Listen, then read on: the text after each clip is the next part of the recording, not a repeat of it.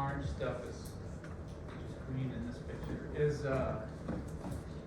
partially serpentinized olivine-rich rock, gunite vertite.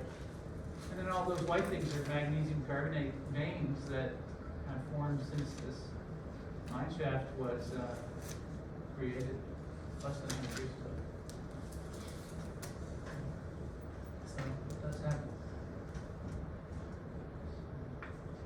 Okay, so more to find out about that, but not right now. So today I'm going to talk about carbon mineralization in basalt, and then a little bit about using in situ carbon mineralization, so underground carbon mineralization for CO2 removal from air. So you've seen this a million times, Carbfix. It's kind of a generic picture. It's actually for Carbfix phase 2.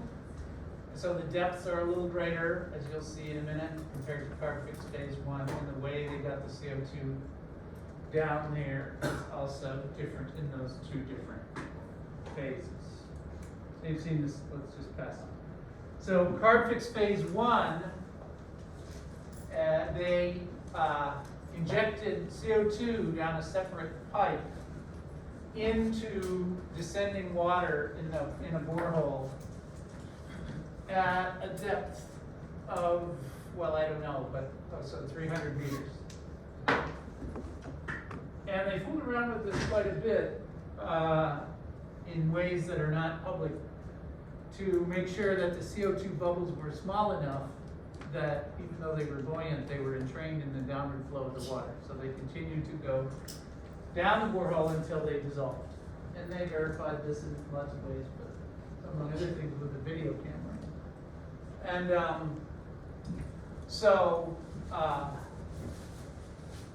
what did I want to say about that? I don't know. So anyway, oh yeah, right. So in that place, beside the geothermal power plant, water descends spontaneously down the borehole because the water table is at 50 meters.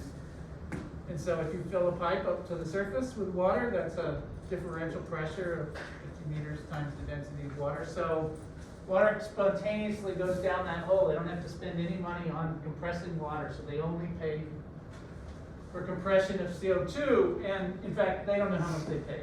It turns out there are no cost estimates for Carbfix phase 1, and one of the reasons is that they had just drove up with a truck full of compressed CO2. They don't know what their compression costs are. Anyway, they achieved a concentration of something like 44,000 parts per million CO2 by weight at 30 bars and below.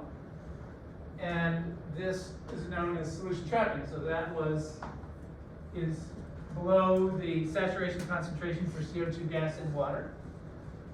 And so they didn't have to worry about having an impermeable cap rock.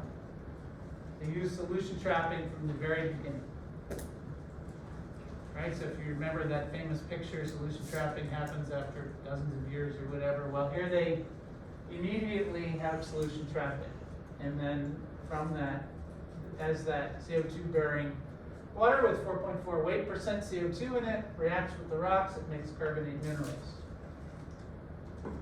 They're so enthusiastic about this that sometimes I work with some of these guys, they'll say, let's go find a fault zone that's really, really permeable and put the CO2 in there. And it's shocking to me that anybody would think of injecting CO2 into a formation that's got high porosity going right up to the surface, no cap rock. But they're so confident about this that they are willing to talk about that. And the other thing they want to tell you is that this water with CO2 dissolved in it is denser than water without CO2 dissolved in it. And so, if anything, it will sink.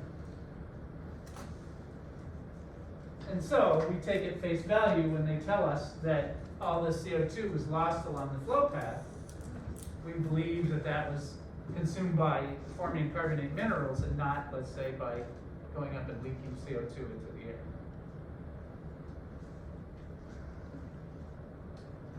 Okay, so there's a nice paper by Siggy Gislason, who's kind of the grandfather of Carbfix, if you want to think of him that way, and Eric Elkers, the other grandfather, and Jörg Maher, who was here. Anyway, in this paper, among other things, this paper has a nice table because it's not child's play to calculate the saturation concentration of CO2 dissolved in water. I haven't taught you how to do it, and I'm not going to, I guess. But so this is a useful table, but it is just for 25 degrees C, so pure water and seawater. Here's the saturation concentration in terms of dissolved inorganic carbon, so that's just carbon, but it's moles, so it could be CO2, per kilogram. All right, and then they've taken that, converted it into mass, and these columns are the mass of water relative to the mass of dissolved CO2 at the concentration, at the saturation concentration. And so you can see right away, and this is what critics picked up on from the beginning, they need kind of a lot of water to move that CO2 through the rocks. Now, at this geothermal power plant in Iceland, water is pretty much free. They have more than they know what to do with. And so this is not a big deal. If in the future, they plan to set up down on the seacoast, so essentially unlimited amounts of water there.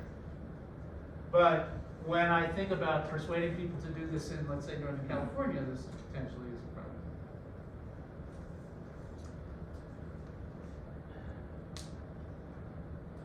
problem. Okay, so when we think about solution trapping, we have to think about carbon dioxide solubility as a function of pressure. These are values, I hope you can read them.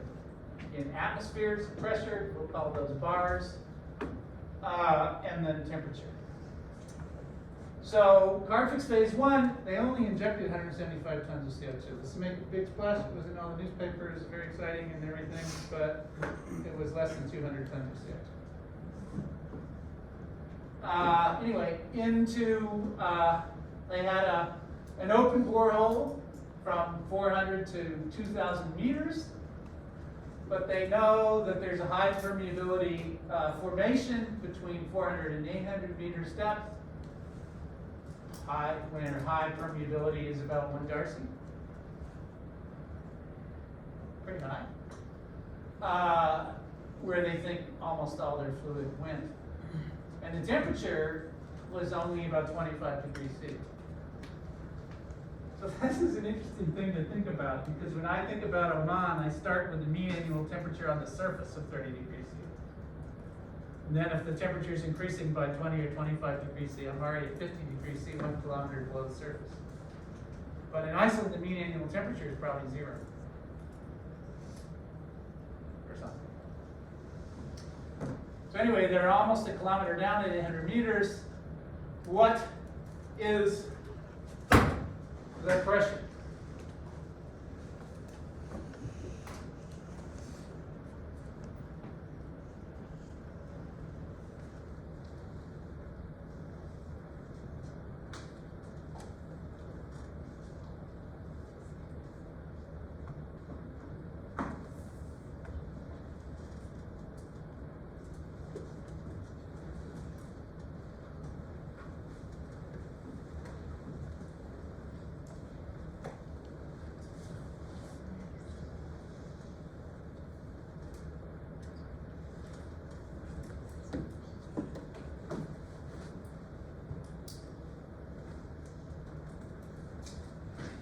Okay.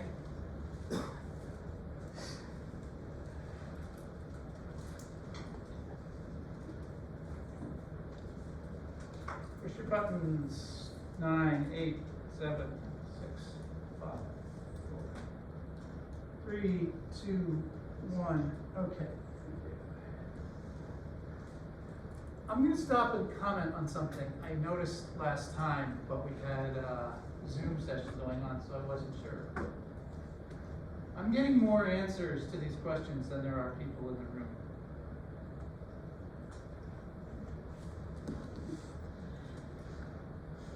That should stop right now. I know how it is done. That should stop right now.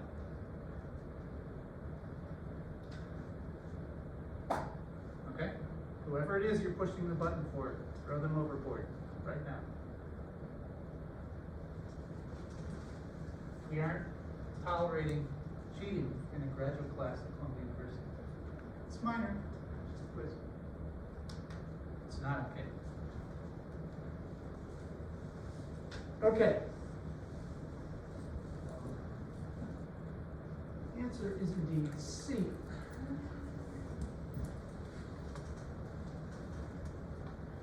So if the aqueous fluid contains, so in that range, so here they are, 25 degrees C and somewhere between 40 and 80 bars, so they've got, you know, potentially saturation concentrations between a little bit more than 4 to 6 weight percent CO2. If the aqueous fluid contains 4 weight percent CO2, what is the weight ratio of water to fluid?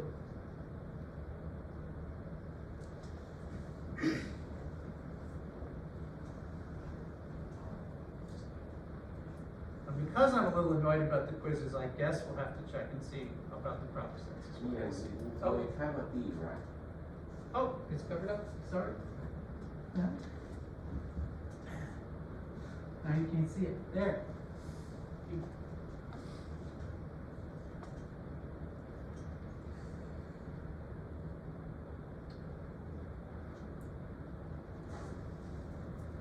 Oh, if you're here, push your buttons.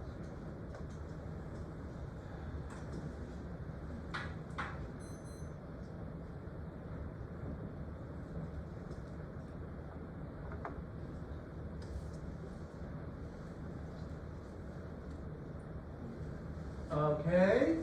5, 4, 3, 2, 1. Okay, so indeed the answer is 20. Why is it 25? Because the reciprocal of 4% is 25.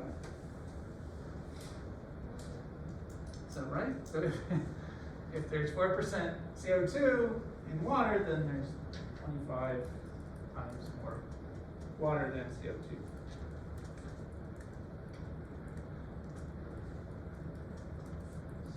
Okay, so if the mean annual temperature on the surface was 25 degrees C rather than 0 degrees C, because of the retrograde solubility of CO2 at low temperature, that would actually be a bad thing. So even though it seems like, okay, and maybe it's sort of a semi-good thing, maybe the reaction rates are higher at 50 degrees C than they were at 25 degrees C, but the amount of water we're going to be able to safely stuff into that, the amount of CO2 that we're going to be able to safely stuff into that water for solution trapping has gone down.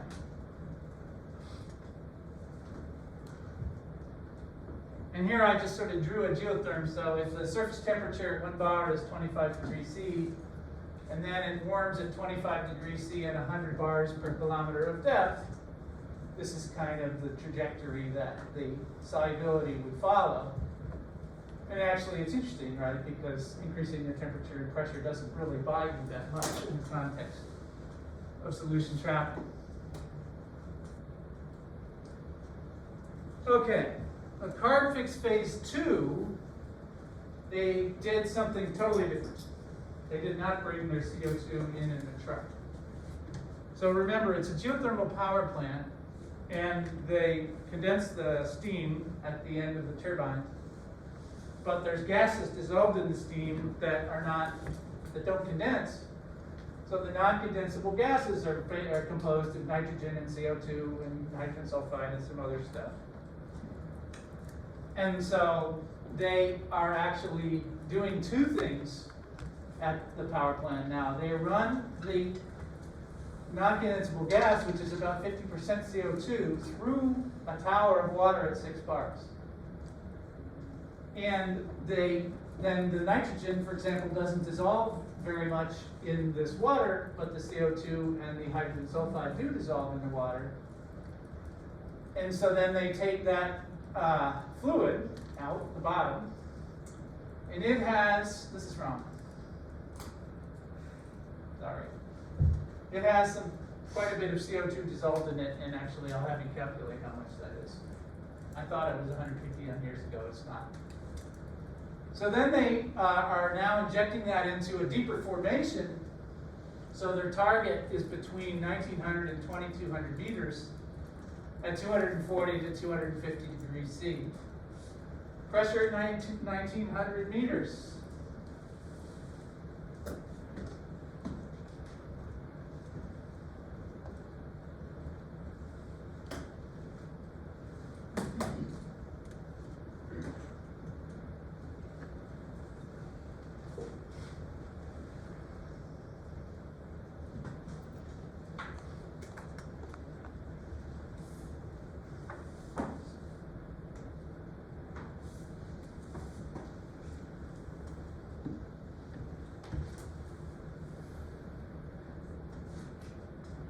Okay.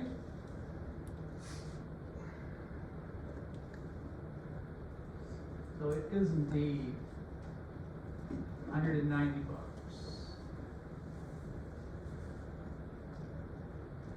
All right, and so this guy, it's hard to find these diagrams. Anyway, here's 190 bars, and I can swooping it up because I'm able to see into the future, and 240 degrees C. So they're somewhere up here. So by going much deeper and at higher temperatures, they're at about maybe up to about 7 weight % CO2 dissolved into what they could have.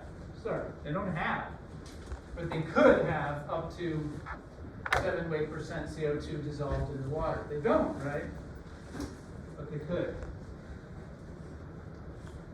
And this is just, I was desperate to find the right answer. So as it happened, there's a diagram online where pressure in bars, temperature in degrees C, solubility of moles of carbon per kilogram of water, and we're around in here. So let's figure out what the concentration could be in water saturated in CO2 at 190 bars and 240 degrees C in weight % CO2 units, knowing that it's 1.5 moles per 1,000 grams of water.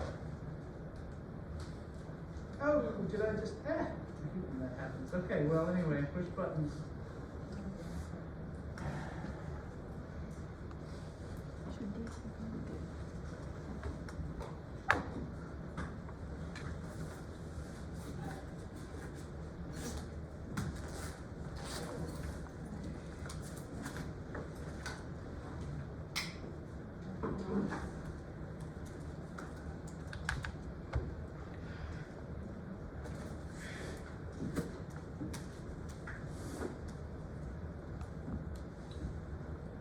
Okay.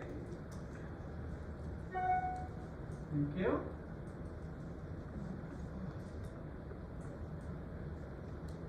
The answer is indeed D.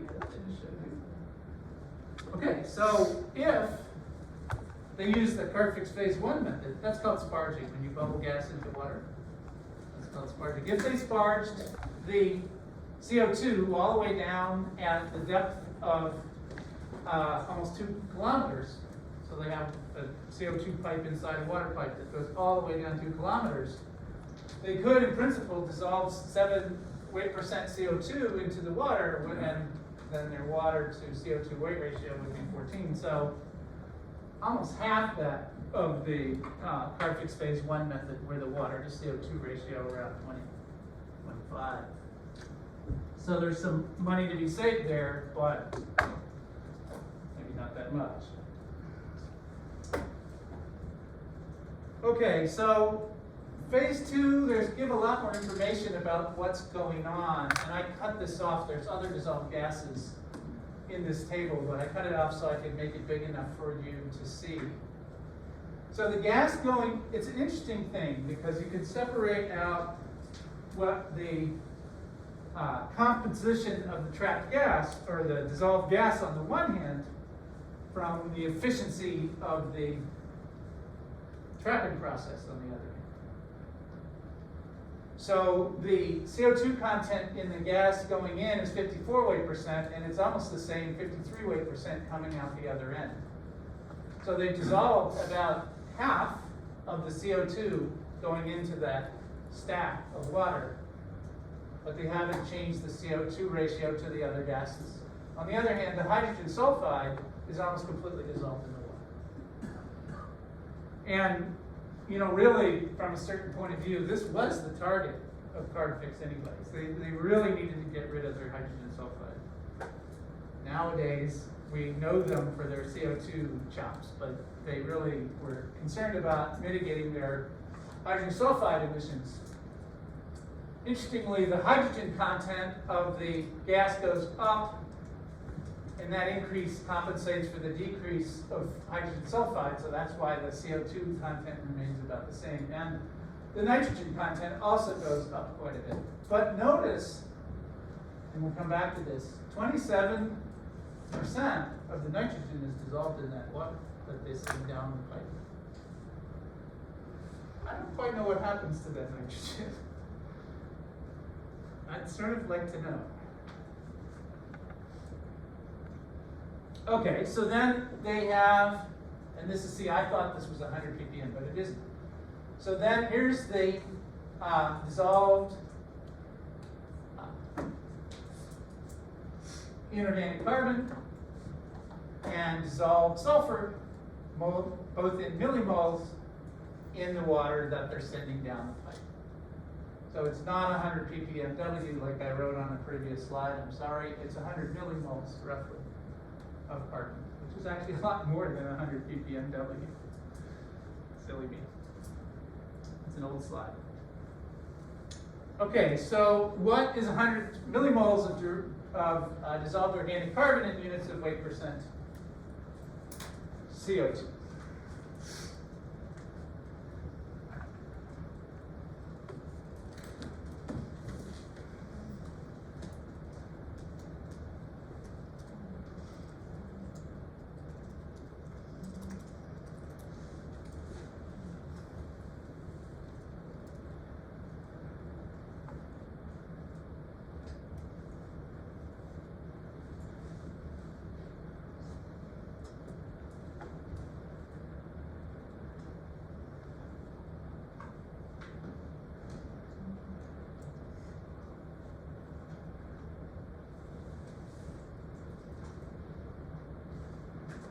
Okay.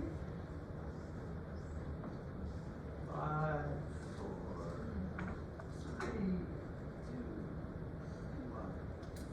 2, 1. Interesting. Flat histogram. Well, let's figure it out. I actually don't remember the answer, so let's just talk about it. So it's 100 millimoles. A mole of CO2 weighs how much? 44 grams. So 100 millimoles is how many grams? 4.4. Good, right? Because it's a tenth of a mole. All right, so we've got 4.4 grams in how much water? 1,000 grams, right? So how many percent is that? I think that's going to be 0.44%, don't you? Now, I can't remember. I probably didn't check this with a calculator, but I think that's the right answer. So I'm going with B. Isn't that great? Okay. So, what is the corresponding water to CO2 ratio? This really ought to be easy now.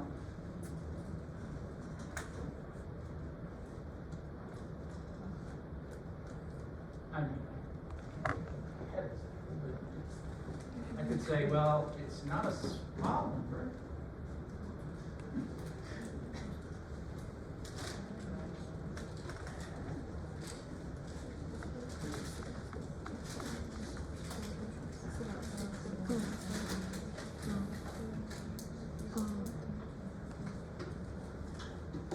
All right.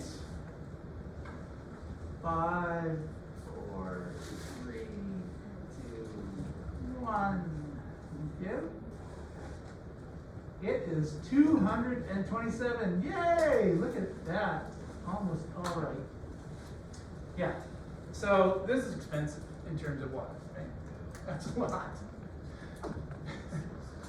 So it's cool because they're capturing, it's not just the storage process, they're actually capturing CO2 from what kind of looks like flue gas. It's pretty CO2 rich, but yes. But on the other hand, their water budget is really pretty painful.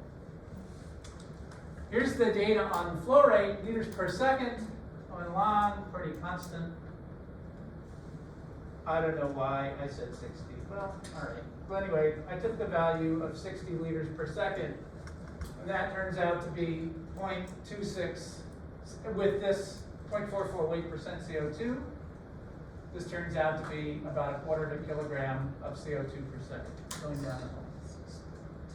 So about how many tons of CO2 per year?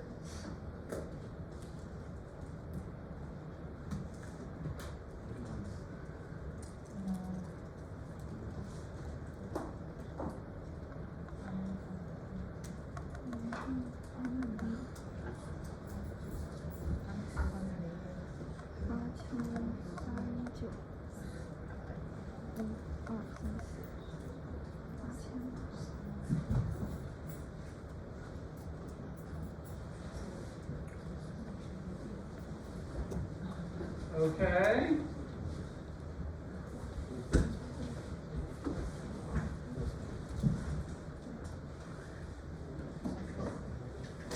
Five, four, three, two, one. Okay. Almost showed you the answer before clicking the button. It is indeed 8,000. Very proud of you, Doc. Okay, and how many tons of water in that year?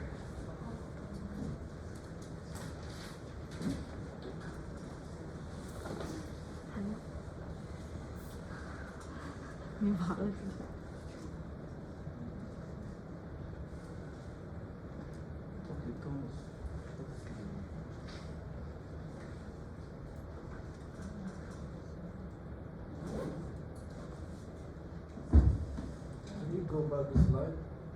The answer was 227.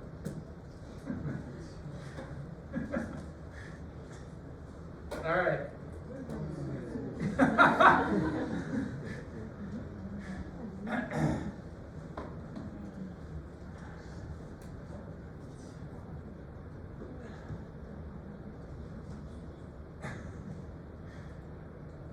Good question.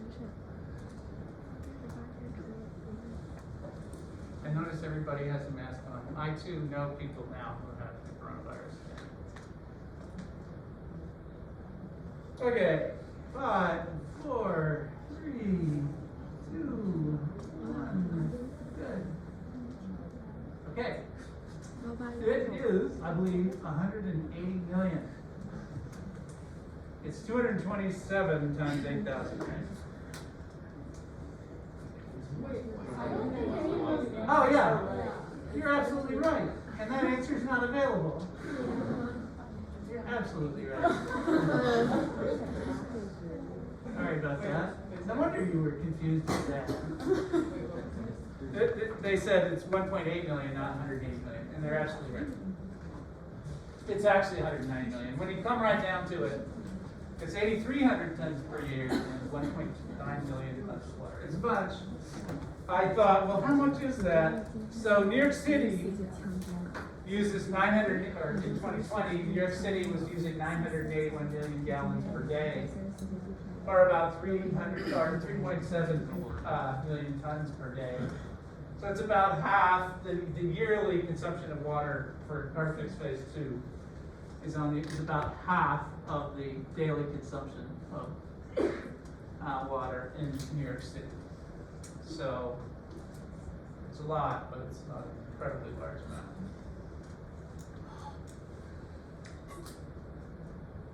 Okay, and then of course this is really the question. So you remember the nice tracer study from Carbon Fix Phase 1.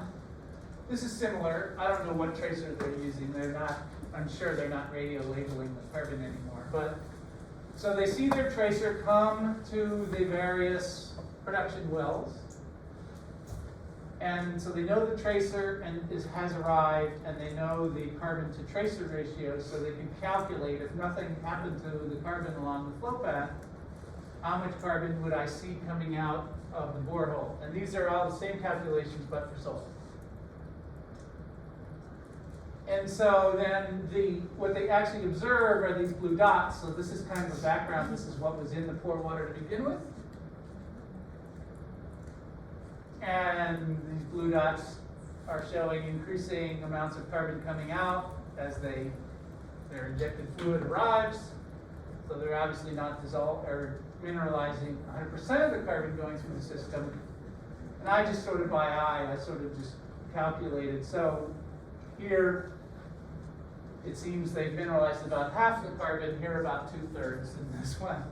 I can't do that calculation because the carbon actually goes down.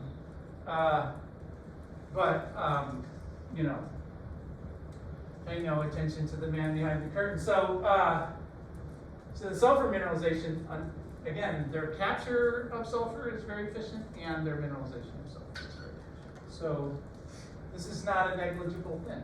There are a lot of mines and geothermal power plants and stuff in the world that would benefit from mitigating their hydrogen sulfide emissions, which will turn into acid rain, downstream.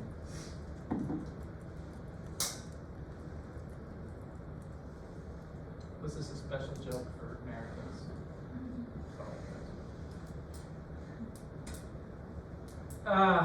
Okay, so then cost is useful to look at too, of course. And because phase 2 is combined capture and storage, in your minds you want to combine those costs. I don't know what you learned in the capture class, but this is really pretty cheap. So this is because they already have all this infrastructure on site. So this is what it actually cost them, they think. I can't remember what phase 2 is. And this is what, if you purpose built a system to do this, it'd be like about $50 per ton of CO2, but they're using $124 per megawatt hour of electricity. Because apparently, whenever it was in 2014, what is this? Organization of Economic People said that that's what the cost of electricity is. Well, in the United States of America, the cost of electricity a year ago was 6.4 cents per kilowatt hour, and it's gone up a little bit for various reasons, but 7.3 cents per kilowatt hour at the beginning of this year. So what's that in dollars per megawatt hour?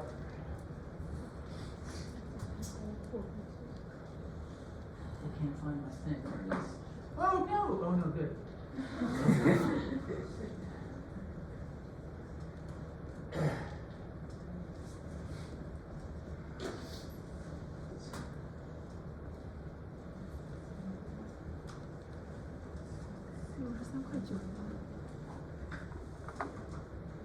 Bankers will not be amused if you make a factor of 10 error in the cost. Never. Well, let's put it a different way. You'll be fired. All right. 5, 4, 3, 2.5, 2, 1. Okay, thank you. It is indeed $63.90 per megawatt hour, which is half of the energy cost they use. So I think this number might go down by almost a factor 2, because probably most of their capture cost is power. Which, I mean, at the hillside geothermal power plant, they don't have to pay for power at all. But yeah, so I think this estimate is actually on the high end. Yes? Do you know how many tons of CO2 they're storing? Yes, we just did that calculation. Okay. So it was 8,000 per It's for that little? year. It's pathetic. Because it says upscale cost. So Oh, well, think maybe. they were Yeah, doing- I can't remember. For this Okay. table, I don't remember. What they're actually doing is right now is about 10,000 tons a year. That seems really inexpensive for solar. Yeah, but well, so keep in mind, so I don't know how they did their scaling here, but keep in mind, this is really what they were doing. But they have all these boreholes and stuff just lying around.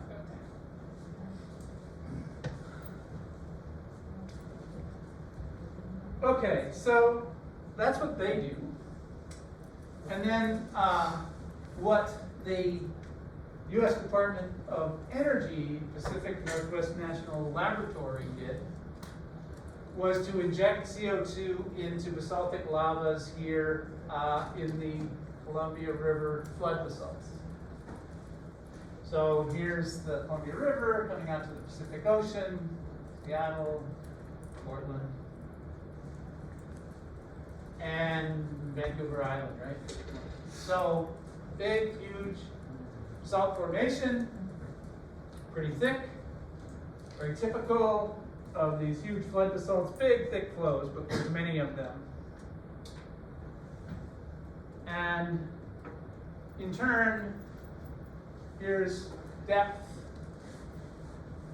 and the different kinds of rocks, and what they're focused on down here at, what are these feet? Amazing. Anyway, down here at about 1,000 meters, they're focused on one of these flow tops, so I should have got a picture of one, but when lava flows come out and interact with the air or sometimes water, the top chills and the lava flow is flowing beneath it, and so the top breaks up and rolls, and there's sort of a breccia of rubble on the tops of big volcanic flows. And so that breccia has quite a high porosity and permeability, and then the next flow comes in and basically makes a seal on top of it. It's not a perfect seal, and I'm interested by the fact that they can do this, but I think they went to a lot of trouble to demonstrate that this is a decent low permeability cap rock. It's surprising to me because typically big flows have cooling cracks in them, so-called columnar joints that I would have thought would be a leakage pathway. And it was a big deal for a while because it's not by chance that Pacific Northwest National Laboratory is sitting out here in the middle of the Columbia River basalt. This was the site, here, was the site of the Hanford bomb factory. And so the national laboratories, that's what the Department of Energy was invented to do, was deal with bombs and nuclear power. And then they have all this, it's a Superfund site, there's all this radioactive stuff in the soil. But in addition, it was proposed to be the site in the United States. It was one of 3 sites that was considered for storage of high-level nuclear waste from nuclear power plants in the United States. And so a bunch of consultants and the people at the Pacific Northwest National Lab rode that horse for a long time, evaluating whether indeed this highly fractured, jointed basalt formation right next to the Columbia River would be a good place to store nuclear waste or not. Apparently we're not going to. Yeah. No, the guy came from Battelle, the national lab, or the big consultant company that was working with the national lab on this evaluation study when I was a grad student in Seattle, so I was in the 80s. And he came and gave this long technical talk about the permeability of the Columbia River basalt and so on like that, and on, an hour. And so, and he finished his talk without ever saying what he thought, so I raised my hand. Is the Columbia River basalt next to the Columbia River a good place to store high-level nuclear waste? And he smiled and he said, "We don't know yet, that's why we're studying it." Ching, ching. Anyway, so here it is. So there's this permeable horizon, and if it leaks a little CO2, well, that's okay. There is actually radioactivity getting into the Columbia River from the Hanford bomb factory.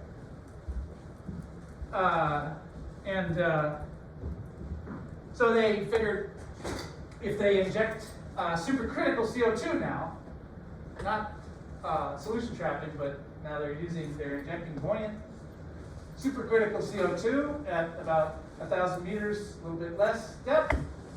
They know the permeability of these formations pretty well, and you can see the CO2 plumes stretching out along these permeable flow tops. So that was their prediction. As far as I know, all went well. These guys, it was very expensive.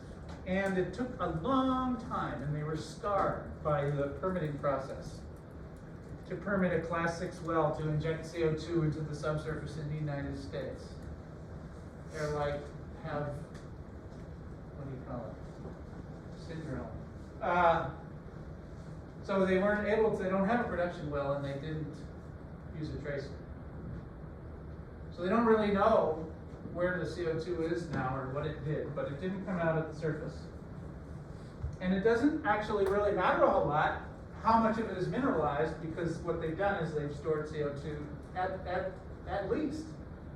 They've stored CO2 in subsurface pore space, like we studied for weeks at the beginning of the semester. So who cares really? But they think that about 60% of the CO2 reacted with the basalt to form solid carbonate minerals in the course of 2 or 3 years. They don't really know. They're using remote methods, seismics and other things to infer that. But again, if they had the kind of money that Equinor has at Sleipner, they could do time difference seismic observations. But anyway, and that is an upside, right? Because on timescales of a few years, most of it has been mineralized. It will never leak. And this is a map that I think the U.S. Geological Survey first made and I modified, showing where basalts are in the United States. And here's the Columbia River basalt, this big cow pie here, but there's also volcanic rocks and so on. And the point that I made when I modified it, I added the cascades and some other stuff. Solution trapping has this downside, right, of being very water intensive, but it opens up vast amounts of real estate because you don't need a camera. So this is a really bad figure, which I regret deeply. But can you see the coastlines and stuff? All right. So this is a map of where there might be basalt that we could stuff carbon dioxide into, and peridotite that we could stuff carbon dioxide into. And these proportions are made by estimating the volume of those rock formations and their density, and then assuming that every single magnesium and calcium atom in those rocks is going to react with CO2 to form itself. So they're fine estimates of capacity for sure, but some of these big circles here, Oman, are on the order of 5 to 50 trillion tons of CO2 capacity. So even at 1% capacity, that's a big potential storage reservoir. This big circle here is peridotite, and there's a smaller circle there for basalt, so mafic rocks in blue and ultramafic rocks in green. So I could probably name a lot of these places for you. But anyway, there they are. And so the mineralization potential is big. I showed you this slide when at the end of the part where we were talking about conventional CO2 storage, supercritical CO2 in subsurface pore space, growing at 8% per year, mostly almost all for enhanced oil recovery, but never mind. Here's the cumulative storage of CO2 by mineralization. So it's 1,000 times less than the cumulative storage of CO2 in subsurface pore space. So there's a lot of potential there, but it hasn't been implemented in anywhere except 2 places. Okay, so then we got the idealistic idea that maybe we could store CO2 from air, sort of like Carbfix, combine capture and storage in one process by taking surface water, in this case seawater, and just accelerating the process of water circulating through subsurface rocks. Exactly the same as a natural process, except we're going to somehow speed it up. How can we speed it up? Well, the notion here is that we've created extra permeability, probably by subsurface permeability enhancement, otherwise known as fracking. And then we're taking advantage of the thermal gradient in the Earth. This water is heating up, it's become buoyant, and you have thermal convection moving that fluid through the rocks. And you might even be able to use this carbon depleted fluid on the surface to remove CO2 from air, or use that warm water to generate some energy. So that was the picture. And then along came this super rich guy that I've never heard of before or since. Like out of the blue. He'd say, well, I'm sorry, I can't email you right now. I'm spending the week with Secretary Chu in China. You never heard of this guy. Anyway, and he thought somehow we were gonna be able to do this on the seafloor, or I said no, on the coast. But do this under the seafloor at $1 per ton of CO2 and save the world, and we were all, it was going to be transformative and disruptive, and he was a Silicon Valley guy. And so I was like, oh, cool, okay. So I just noticed the reference here. So I was thinking about, so here's this, again, it's not there anymore, but the Wikipedia picture of a geothermal power plant. And I figured that the flow of water through these fractures connecting this injection well and this production well was going to be rate limiting, and so I was doing all kinds of math. And so then I stopped and asked, you know, if you say I've got two fracs that are basically huge planar channels, 100 meters apart, and I'm flowing water through those two fracs, this vast amount of surface area, actually you can get a decent flow rate. And then I went back and I said, I wonder what I'm assuming about the velocity of the water in this pipe. And it was like supersonic. It was totally unrealistic. So what I've learned is that actually, for these kind of systems, if you can generate enough porosity down here, the friction in the pipe is rate limited. Oh, this is just another thing from that era. Another guy came along, Sam Altman, Y Combinator. He loves like engineering. So we're going to do this on the seafloor and so on. Right? You could. Let me just explain. So here, these are black boxes. So I'm not going to explain those, but we have to be able to move that hot water up to the sea surface in order to take CO2 out of the air. It doesn't do any good to deplete water in CO2 and then return it to the bottom of the ocean. It'll take hundreds of years for anybody to notice, right? So you have to get that up, and so this was some sort of chimney that was carrying the water, this carbon depleted water up to the sea surface.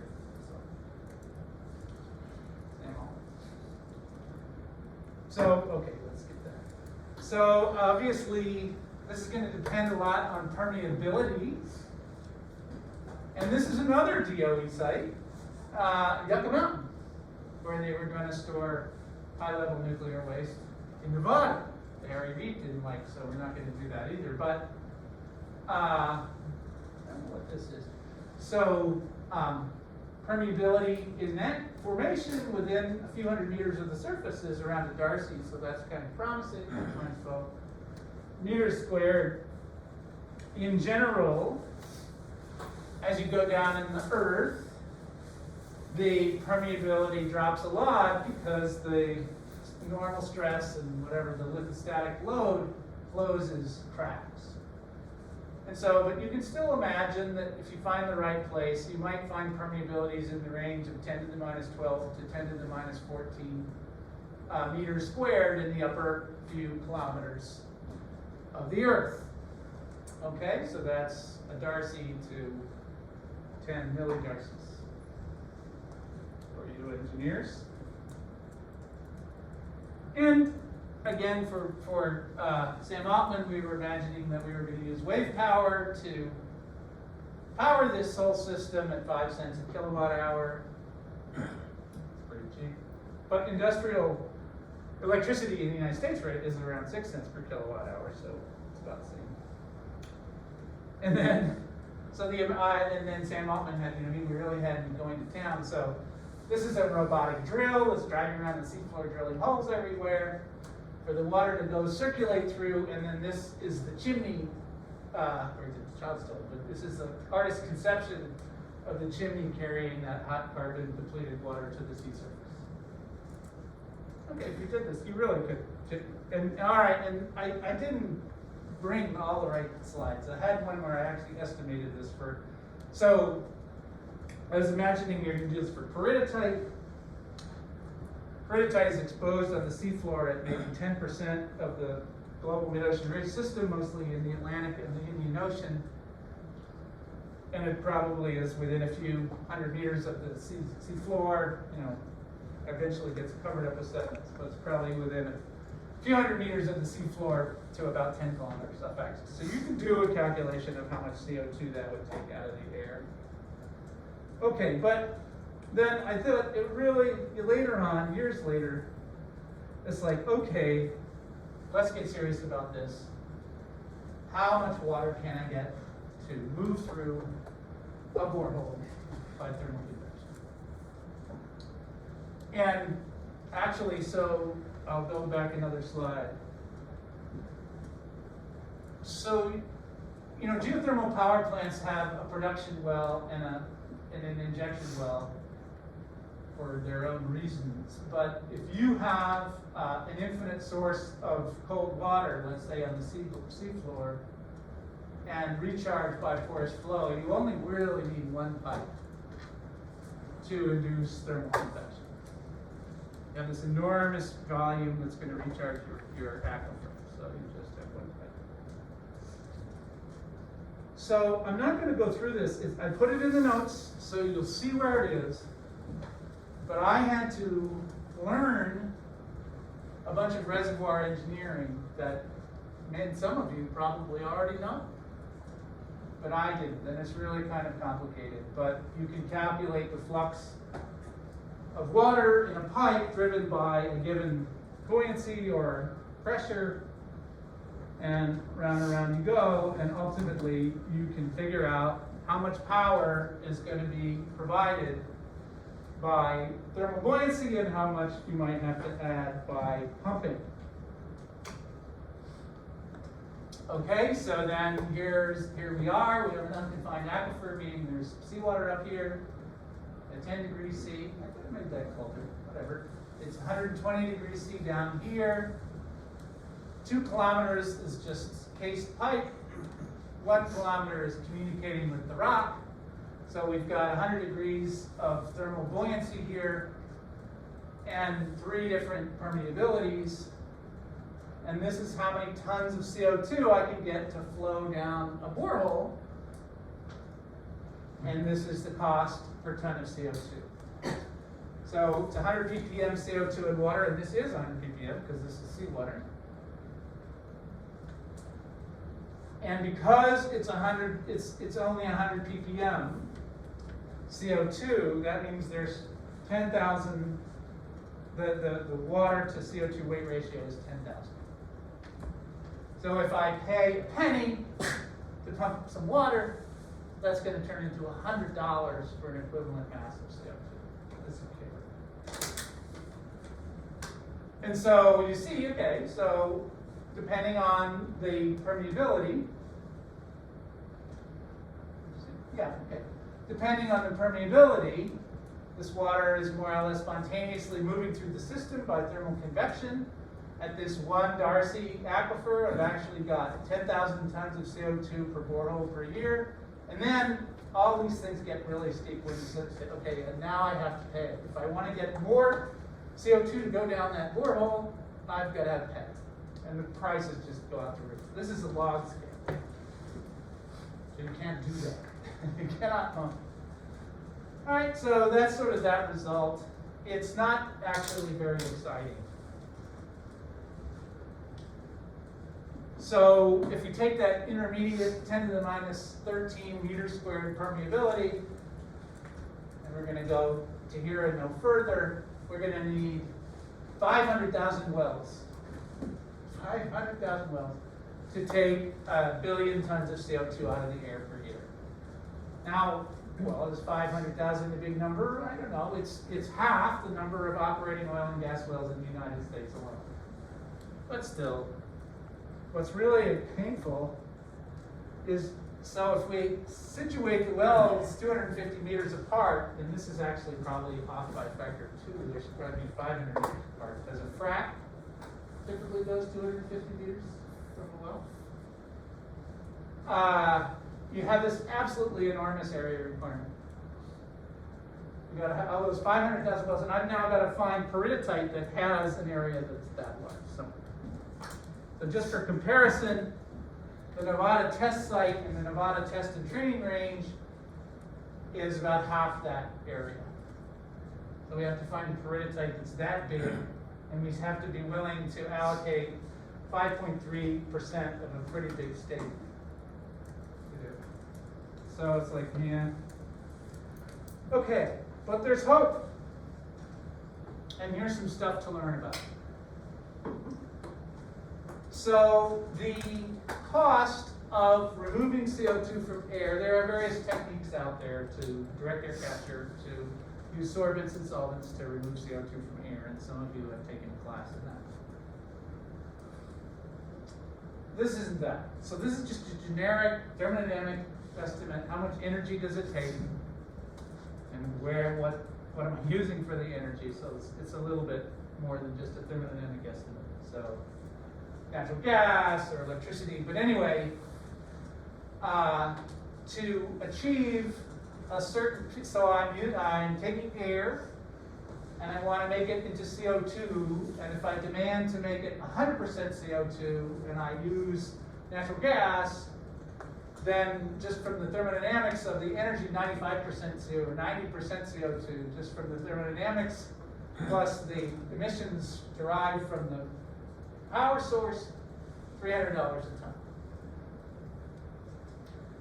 Same cost, same assumptions. If I only want to make the gas 3% CO2, which is still about 100-fold enrichment in the concentration, that costs about a quarter of as much. Okay, so now we've got gas with 3% CO2 in it. Just as an aside, if you want to know more about that, there's this great paper by Jan Wilcox et al. In, what is this, Environmental Research Letters in 2017 on the thermodynamics of direct air capture. Again, it's not specific to any specific technology, it's just saying, okay, here's the second law, here's a few things, and what is it going to cost you? And so for direct air capture, the minimum work, the absolute minimum second law work that you could do gets up to about 20 kilojoules per mole if you insist on capturing 80% of the CO2 in the gas and you want the outlet purity to be in excess of 80%. It's much cheaper, right, if you start out with natural gas, combined cycle flue gas, or coal-fired power plant gas. But we're talking about air. And they go on and try and calculate some real work costs. So, and again, if you want to have gas with this more than 80% pure CO2, and you want to capture maybe half of that, then you're looking at values on the order of 600 kilojoules per mole of CO2. So that's where those cost estimates come from. I should have made this into quizzes, but I didn't. So I want to convert kilojoules per mole to dollars per ton. 1 kilojoule per mole is about $1.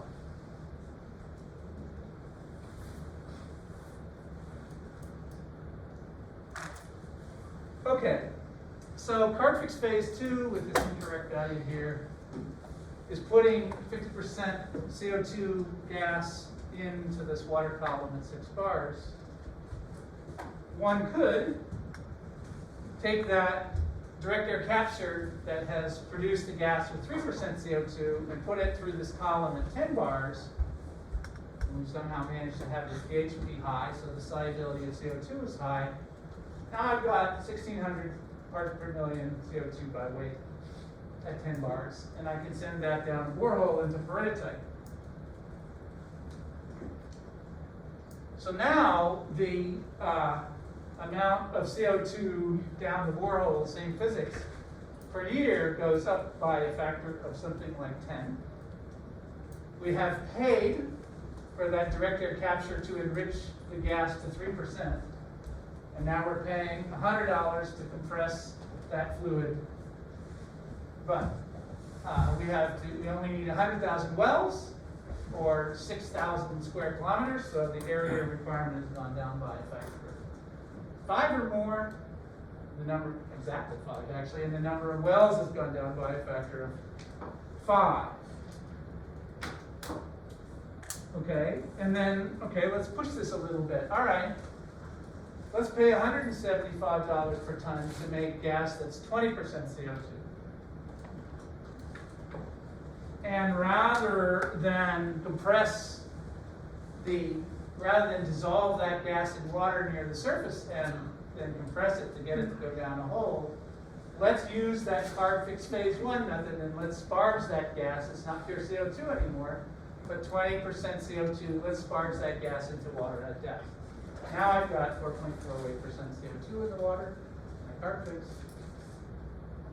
And where does the dissolved nitrogen go? I don't know what happens.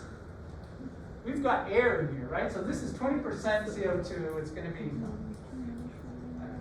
roughly 15% oxygen, and the rest is nitrogen. Where is it going to go? I don't know.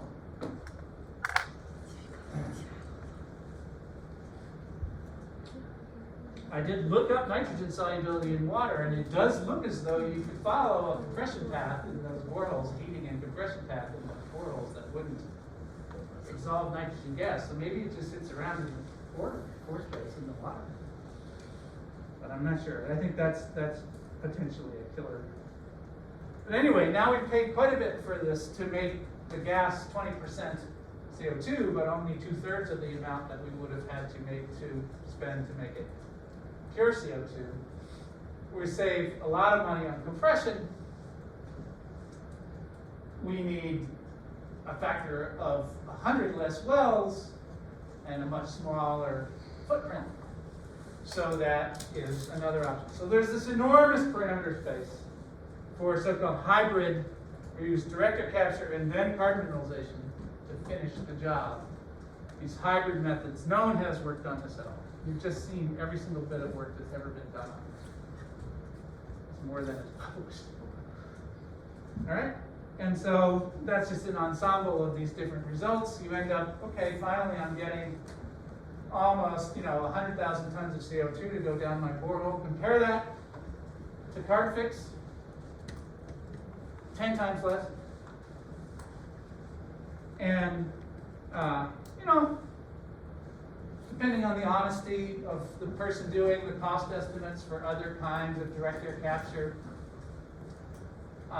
it's sort of in the range of similar costs to more highly engineered direct air capture methods. It's interesting to think about this, engineers, because almost all of the direct air capture companies now are aiming at 95% plus purity. I am not even sure I know why, except that a lot of their customers want that. But if we go back to Jen Wilcox's calculations,